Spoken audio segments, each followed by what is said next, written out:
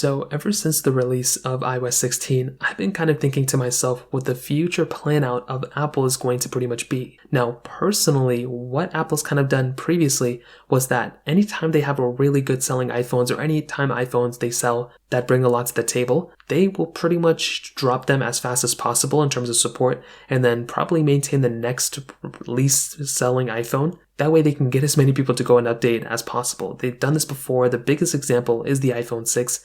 A ton of people bought the iPhone 6. They ended that life on that device really early and they supported the iPhone 6s. I feel like that same exact thing is going to happen to the iPhone 10, the iPhone 8, and iPhone 8 Plus. I feel like these specific devices are going to be dropped probably with iOS 16. I will pray that they don't end up being dropped, but that's not quite the case. I'm pretty sure those are going to be dropped. But that next iteration of iPhones, the iPhone XS, XS Max, and iPhone XR, I truly do believe these iPhones are probably going to last way longer than a lot of people think. Now, going along the lines, the S series of devices Apple makes, they typically do support them for quite a bit of time. Even with the iPhone 4, I believe that thing stopped at iOS 7. The 4S ended up getting software support up until iOS 9, I believe. The iPhone 5S came out. That thing got, I think, 2 more software versions than the iOS 10 update on the iPhone 5, since the 5S stopped at iOS 12. And then with the iPhone 6S, that thing ended up getting many more versions of software than the iPhone 6. So I believe the next iteration of devices is the iPhone XS and iPhone XR.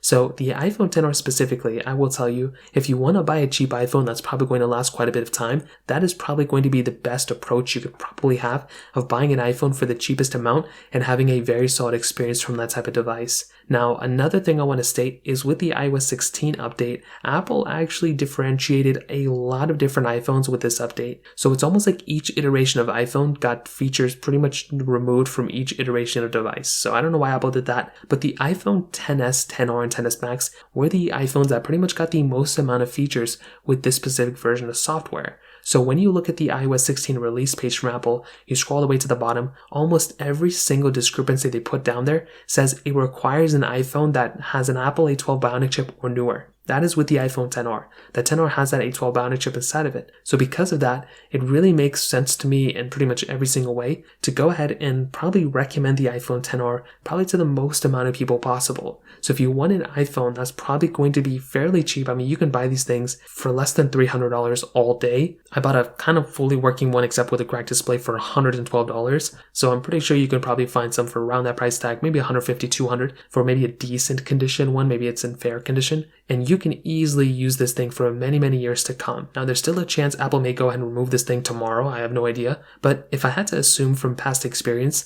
I'm probably going to say the iPhone XR is going to be one of those devices that's probably going to last probably much longer than a lot of people think. So that kind of covers it up. If you have any other thoughts or questions, please let me know in the comment section below. Hit the like button, that would mean so much, but definitely hit that subscribe button. More importantly than everything else, I love every single one of you guys. Hopefully I'll catch you guys in the next video. Peace out till then.